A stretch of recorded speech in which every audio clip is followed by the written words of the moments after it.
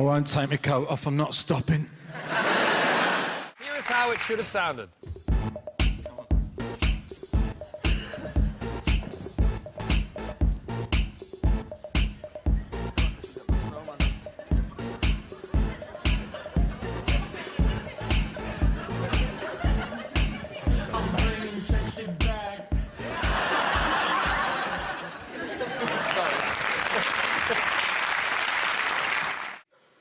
I'm a creature of habit. I get in from a gig. I've been driving normally for a while. I have a beer. I just watch telly. I zone out, have a beer, go to bed. So I get in. It's about midnight. I open the fridge. And there, on the middle shelf of the fridge, are 6 cans of generic supermarket lager, I think from Lidl. It's called Festenbrau, which is spelt Festenbrou. The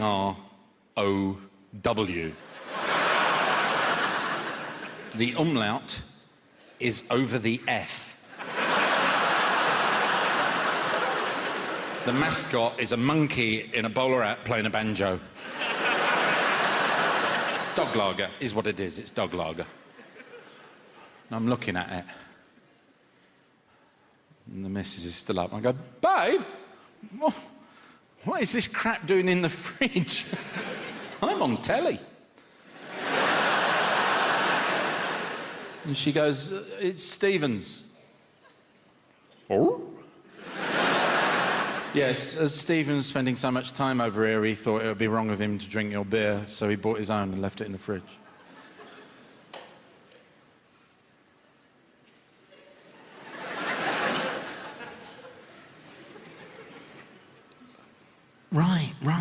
Right. I've got it. Because it's wrong to drink my beer in my house. Yeah, because I imagine that hanging out the back of my firstborn is thirsty work. You get parched. You get a bit thirsty.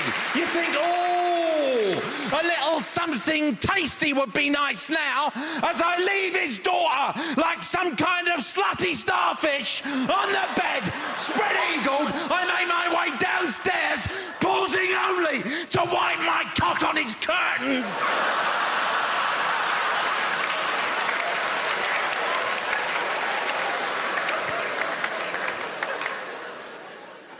And that is why I'm in a funny mood.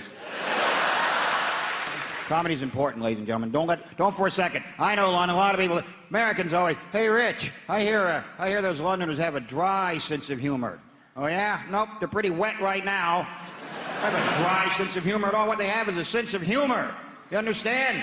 Americans love to laugh. There's a difference between a sense of humor and the ability to laugh. That's why I'm in London, ladies and gentlemen. Where you put up with shit every day of your life. Is there not a day you don't wake up in London, fella, and say, what kind of shit is going to befall me today?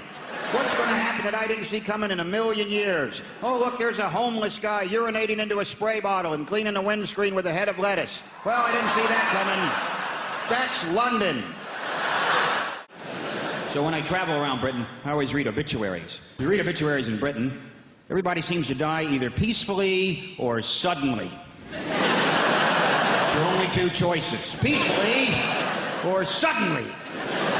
Never triumphantly, thankfully. I always count up the number of suddenlies versus peacefullies, because if there's more suddenlies than peacefullies, I get the hell out of there right away. I don't know what's going on. I don't want to know. There's got to be other ways to die besides peacefully or suddenly. You know what I mean, fella? Yeah? If you got drunk tonight and held a match up to your petrol tank to see if it was empty, I'm pretty sure you'd die spectacularly.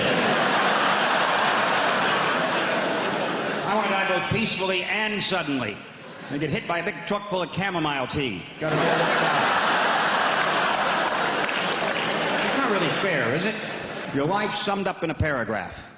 That's it. One lousy obituary. All the people you love, the family you raised, everyone. It's all summed up. One paragraph right next to the classifieds, too. So there's you dead. There's all your shit for sale. Thanks for visiting us.